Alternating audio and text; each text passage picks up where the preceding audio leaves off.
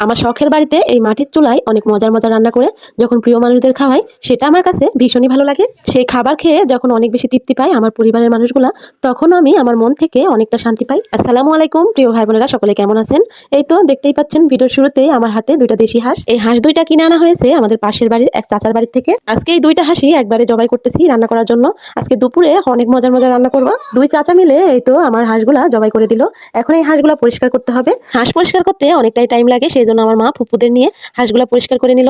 তার সঙ্গে আরেকটা জিনিসও রান্না করব, সেটা হচ্ছে বাড়িতে পালা ব্রয়লার মুরগি, ওটাও আমার মা কেটে নেবে। এদিকে আমি রান্নার জন্য যা কিছু লাগবে সবকিছু গুছিয়ে নিয়ে চলে আসছি আমার এই তো শখের রান্নাঘরে। আজকে রান্না করব হাঁসের মাংস, মুরগির মাংস, করলা, আলু ভাজি ও পোলাও। এই ফাঁকে আমার মায়ের হাঁসের মাংসটাও কেটে ধুয়ে পরিষ্কার করা হয়ে গেছে, তবে ব্রয়লার মুরগিটা এখনো পরিষ্কার করা হয়নি।